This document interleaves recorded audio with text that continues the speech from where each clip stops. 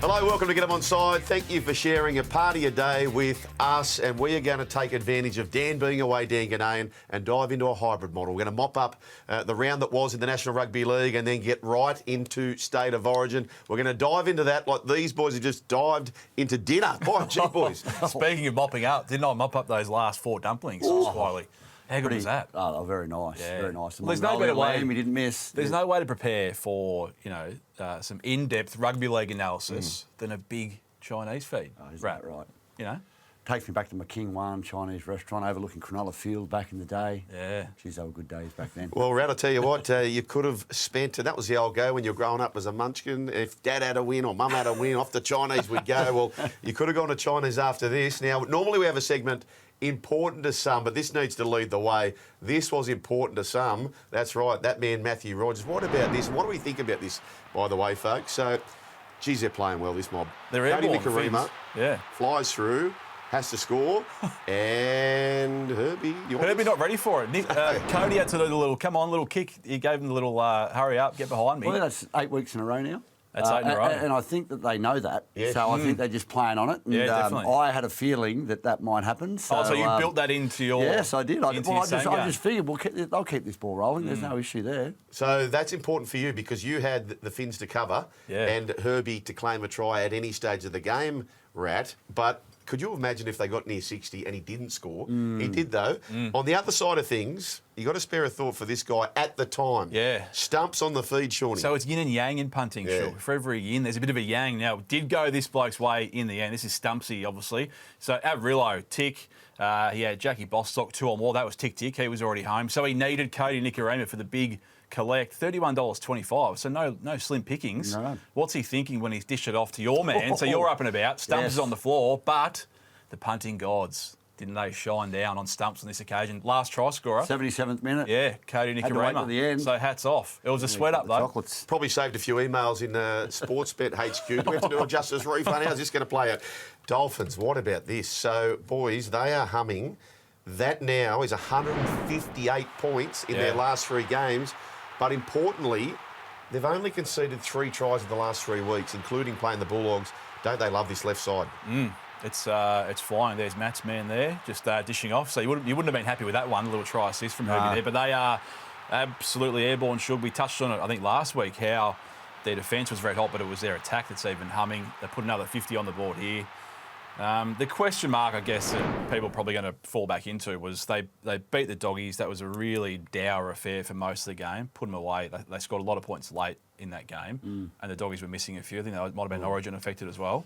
They beat the Dragons comfortably as well. Again, not a great form line. The Cowboys missing, what was it, 5 or 6? But however, smash a Storm.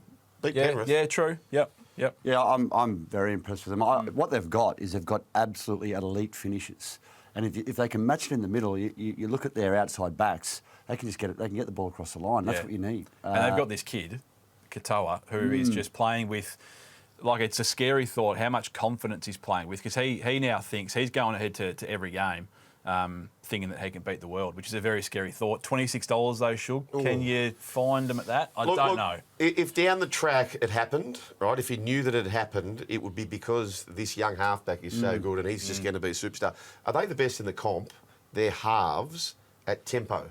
So they'll pull it up, they'll put the pace on. It's not just all at the same speed, is it? No, I think a lot of people underestimate the importance of that, like sucking defenders out of the line or just, putting them back on their heels. Yeah. And it takes tempo to do that. The great halves have it, and Isaiah Katoa certainly has. Cowboys, let's talk about the Cowboys. That try in half-time was acupuncture to the eyeballs for Toddy Payton, but it got worse in the second half. So they're $2.80 for a bottom 4 finish. Top 8, $5.50. Gents, I actually didn't mind what I saw for them against the Melbourne Storm. They had a lot missing. So can you forgive them for that run or not? It's hard to judge a lot of teams from this round. Like, you couldn't put a line through any of these teams based off this week's performance alone because they were just missing so many. What is concerning is the manner in which they lost at home as well. So regardless of who you got running out there, they lost Tamalolo in the warm-up as well. So it was a really bad preparation for them, missing a whole host of players. And when games get away from you, they can in a big way. Against a team like the Dolphins, who they started the year 0-4, I think, as we already touched on. So they need momentum. They need a big scalp most weeks. Yeah, the Cowboys, they're tough to follow, aren't they? Oh. They're very up and down. When they're on, they could beat anyone. Yeah. They're a young side. They've got young halves. Dearden's not there at the moment. They have Clifford. They have Jackson Purdue. He's going to get better and better. Yeah. But I mean, they're without some key players, aren't they, this week? Absolutely. It's a bit of an aberration, I think. 2 games away, they've got the Roosters, the Titans. You just saw that on the page. But then they have the Storm, Dogs, Finns. So it is a rough run. Rough outcome for the Newcastle Knights. No booing this time for the Knights fans, but there was a lot of controversy, boys. And let's get straight to this. Siwa Wong is ultimately going to win the match for the Roosters. Great controversy. This guy here, Dylan Lucas, geez, he tore him apart. Perth Bears, he's probably the one you want to be on the phone to as a first signing, don't you? He is flying, Dylan Lucas. But we're going to see the controversial try. I mean, before we get to it, though, the Roosters couldn't have played any worse than what they did in that first half. Look at this kid, number 10 on his back. Forget him. Mate, the old school front rows are rolling in their grave going, this isn't right. He shouldn't have that number 10 there. He must be running like an 11-second 100 the way he marched down. But there's the controversial one. It's a no try for me, but it's one of those ones. If it goes up, no try. It stays no try. If it goes up, try. The bunker can't overturn it. But his hand hit it first, didn't it? And then he rolled his foot. I didn't see any separation. For me, it's a try. It's a try. It is. It's UGLY, no need for an alibi. It really shouldn't be, should it? But by the rules, it is. But hang on, if the referee goes up no try, what happens? Yes. No, but it's on the ground and it's... I'm okay with it. I'm just not okay with the rule. Yeah, okay. Right, yeah, I'm okay with it just based on the fact that I didn't see the ball come away from... He didn't grip it. Yeah. He grounded it with his forearm. Yeah. Okay, right, Wong. Okay, let's go to the Roosters are now sitting within the 8. Oh, okay, here they come. And you were with them, Chooks. Oh, I got hammered, didn't I, for saying they make the 8? Yeah. I might have been part of that bandwagon. I certainly was. I think we had a crack at each other on our radio shows. We did. But anyway, let's go to the Roosters. What's their limit, boys? What's their ceiling? And not forgetting, we're coming to June 30. A bit of shaking to happen between now and then. Yeah, well, if they get... Eventually, they're hopeful to get Sam Walker back. So he was back for about 3 minutes and busted his thumb. So he should come back. With a bloke like Teddy in your side, you wouldn't want to be playing them, having to beat them to make semis or even in a semi-final. But, yeah, I'm not sure they're going too deep, Sugar. Okay, all right. Let's go to the other end of the spectrum, shall we? The wooden spoon. Some are saying a race in 3, but I tell you what, there's a couple of teams, Dragons and Tigers, who have been propped up by a couple of buys. So I think it's a race in 5. You've got Parramatta and the Titans. I'm now looking at wins. So they have 4 wins apiece. Knights, Titans, Dragons, 5 wins apiece. Not my favourite subject, gentlemen. Who's going to run last? But who's going to run last? Oh, gee. I mean, look, it's tough. I'm probably got my money on the Eels this year. Eels. Moses. Yeah, I don't know. Period. I mean, you try and look for green shoots, and out of those 3 that are holding up the table at the moment, the Knights, Eels and Titans, it's probably the Knights that I'm struggling to see a great deal of green shoots. With Parramatta, you've got a bloke like a Yongi at the back. He's probably only going to get better as the year goes on. The Titans, I'm not sure who would have backed them on the weekend, but they found some form. But now they've got another headache. AJ plays fullback, has an absolute blinder, and now Desi's got the same issue that he had last year of not knowing what the best spine. Well, I think they know. I think Keanu Kinney, a fit and healthy firing Keanu Kinney, they've just re-signed him. He's going to be their fullback. So where's AJ go? I said this last year, and I know he would hate me to hear me saying this. I would love to see Keanu Kinney in the number 14 jersey. He can cover centre, in the halves, fullback. You could throw him on the wing if you had to. You could put him at hooker. You could put him at lock.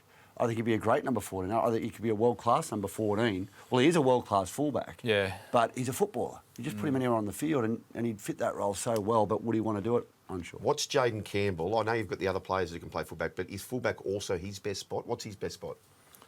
I like him in the halves. You like him in the halves? Yeah. He's courageous, and he, the biggest issue that Jaden's had over the last 3 years is durability.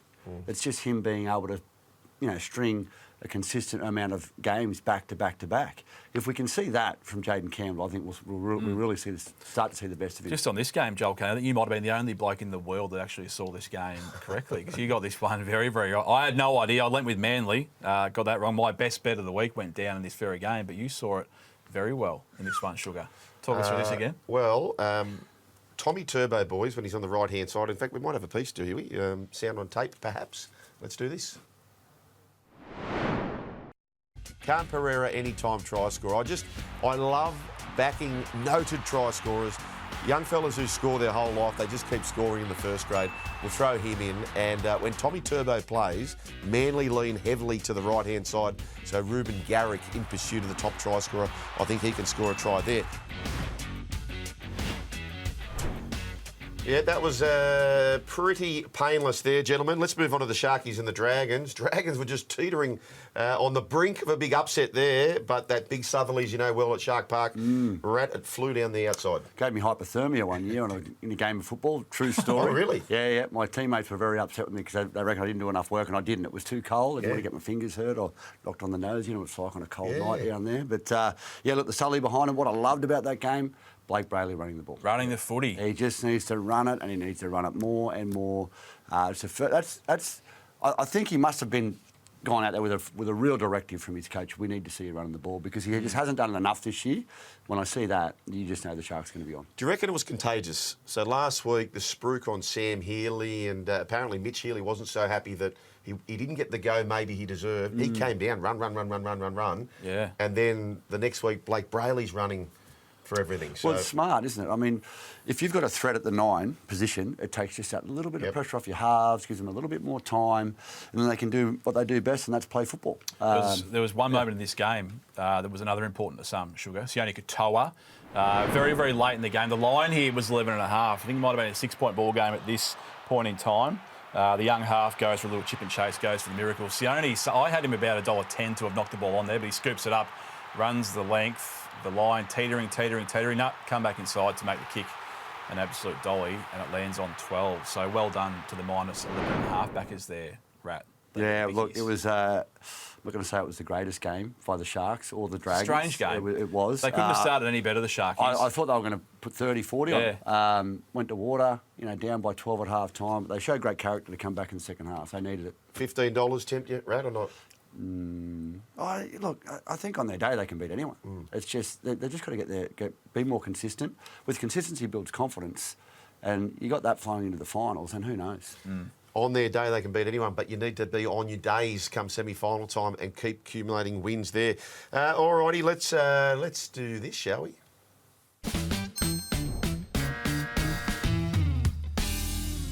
I'm buying a little bit of lair, Rat. We like a bit of lair in rugby league. Now, Jack Bostock, he already had 3 tries on this occasion, and he scoops up another one. He's going to run about 50 metres here, and he already starts counting. He's got a lot of work to do still, but he gets the intercept. It's in his lap. There's no one in front of him. And he goes, I've already got 3, so let's just count out how many tries I got. I've got 1, I've got 2, I've got 3, and now I've got 4. That's a bit of lair. Did you ever do anything like this in your day? No, my coach would have been into me. Something like this. There we go. I really didn't. 4. But I'll tell you right now, if last year's Dolphins coach was still there, he probably would have hooked him straight after. Because he's not big on the lair, old Benny. But look, what a phenomenal player he's becoming, isn't he? Just a young man. And like I was saying about the Dolphins, they're finishers. Yeah. Tabuai Fido, Osako, and Bostock. I should have had 5. He should have 5. He butchered the 5th. It was in his lap. Wow. What Jackie. are you buying, Rat? I'm not buying anything. I'm selling the lightning strike and what everything went with it. Like 8 minutes to go in the half. Yeah. There's a lightning strike in the game, and so they come back. They have 10 minutes off. They come out for 8, and then they have another 10-minute break. I know. What's going on? Well, why didn't we have a 5-minute half time? 5-minute half drink break on the field. Yeah. Go again. I'm selling this, boys, because this is so unfortunate. Hamoli Olakwada, who's really starting to find form. You're about to score a try, a brutal, devastating try, to get your side back into the contest, and not only do you not score the try, you come off with a terrible injury. And we see this so often, the extension of the arm there and the force coming over the top, no try, which, I mean, I'm selling that. Bit of salt into the wounds, isn't it? Like, just keep insult trying to add to it to no injury. try. Yep. Yeah. All righty, folks. That's the NRL part done. On the other side of this, we are getting stuck into that maroon of Queensland, that sky blue of New South Wales, over there in the home of the Perth Bears. We go to Perth, so we're looking forward to that. All the State of Origin chat, best bets coming up right after this.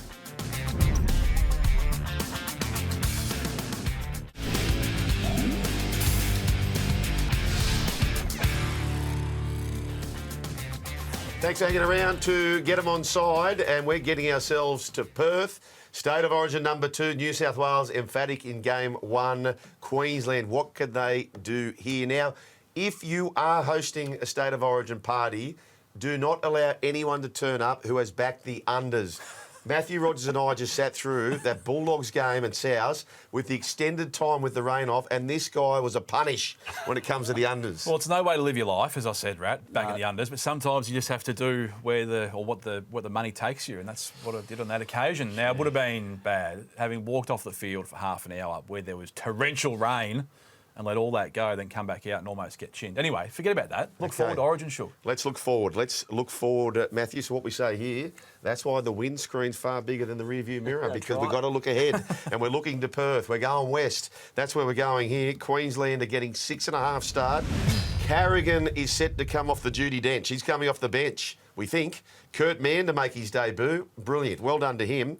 Val Holmes in the centres. I get the sense they'll play maybe Matt Rogers a bit of a hybrid role where perhaps Val goes back for the bigger kicks and the kick returns, and then up the other end, Hammer is competing on the wing. What do you think? Will they do that? I think so. It's a surprising change for me. I think we're going to see them play a similar role that they played in game 1 anyway. The importance for those two guys is to help their middles get out of their own end, really. I mean, we know they can finish. What we need from those two guys that aren't noted meter eaters like your Lomaxes or like your To'os, the middles need help in Queensland. And they need to sort of roll their sleeves up. Yeah, they need to, pound for pound, they're a much, I'd say, weaker side than New South Wales. I think the whole world can sort of agree on that. To beat them, they're going to have to move the ball around. You need Hammer as a big outside man. They can't be tiring him out with those tough carries. I'd be shocked if he's doing, play 2 or 3 carries from the back end. That's Val's job, surely, regardless of the number on his back. If it's not going to plan, would Billy consider popping Ponga in the centres and sending Hammer back at fullback for a bit? Look, potentially. Hammer's been in great form this year. And there's been a lot of talk. Well, there was talk, particularly, through a lot of our callers on our radio show about Hammer should be named in the number 1 position. Where that leaves Ponga, probably, I don't think it worked last year. Is he number 14 on the bench? It just didn't. Nanai and Carrigan. They're not running out. Well, I reckon they are. They can't be. But everyone's saying that. Everyone is saying exactly what you blokes are saying. I understand why. But why would Billy do that? Why would he, if everyone knows they're going to do it? It would look quite silly, wouldn't it? Well, potentially. But what it might do too is might just confuse the opposition.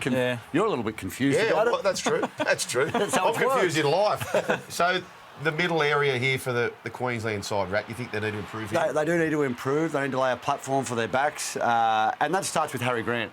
Harry Grant, we all know, didn't have a great game in game 1. He tried to do too much, didn't he? Tried to do too much too early, Harry. Not overplay his hand, bring his forwards onto the ball, get them on the front foot, and then allow the likes of Hammer, allow the likes of Val Holmes to do their stuff.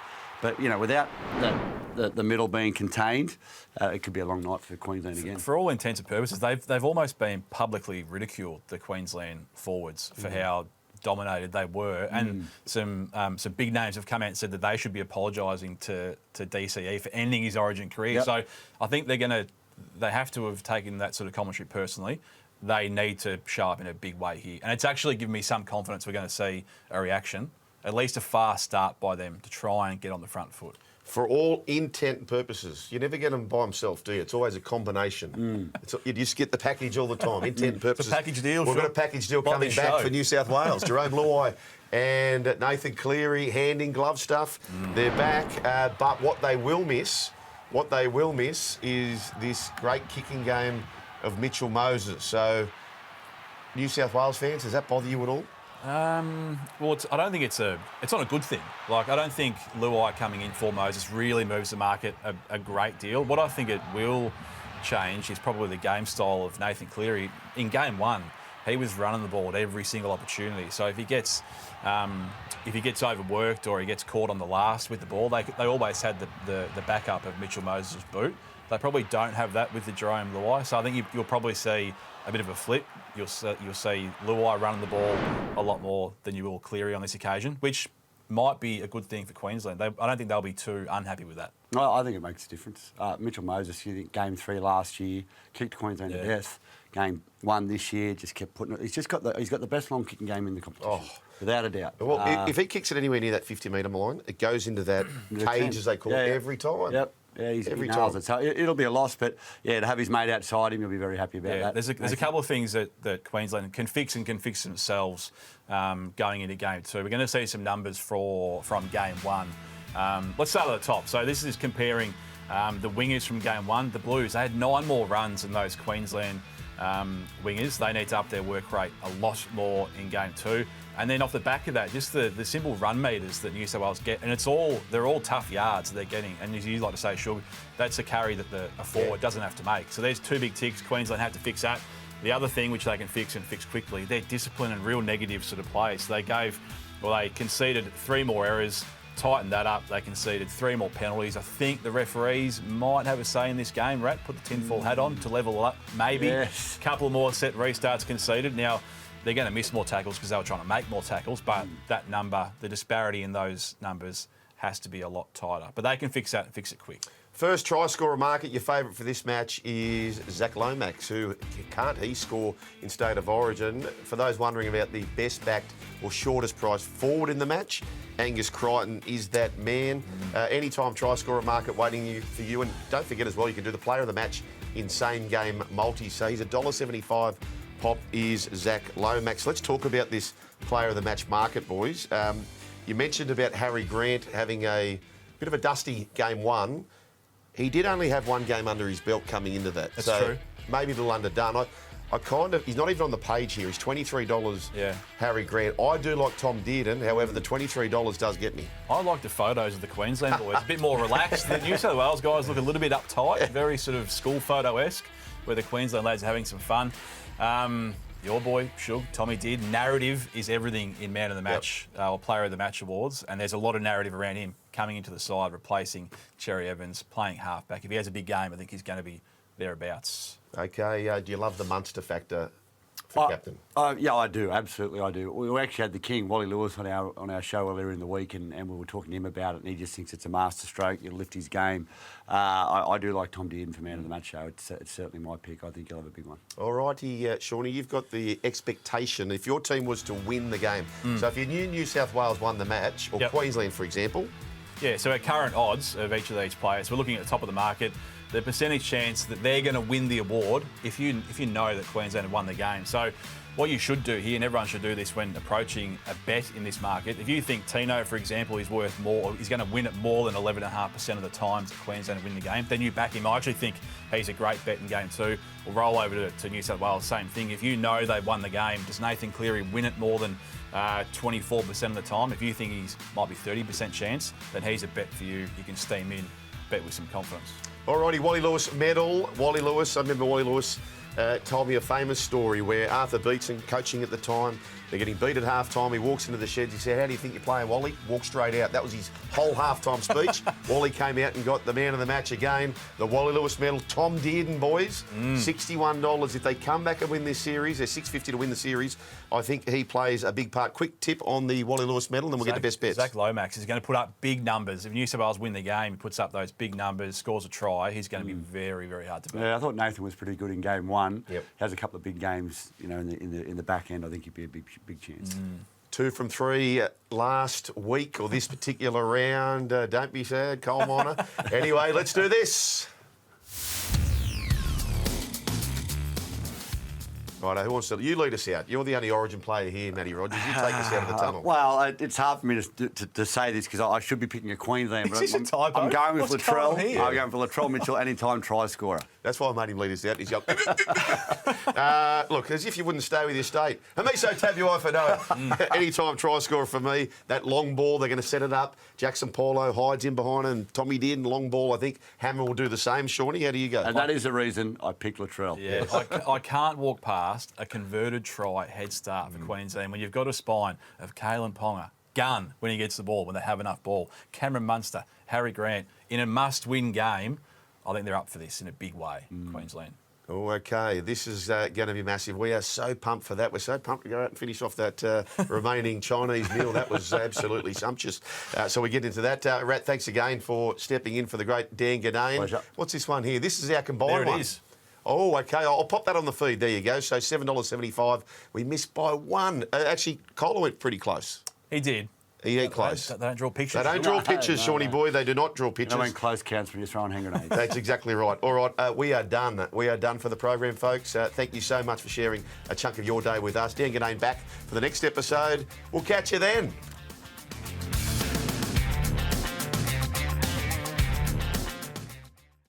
Imagine what you could be buying instead. For free and confidential support, call the number on the screen or visit the website.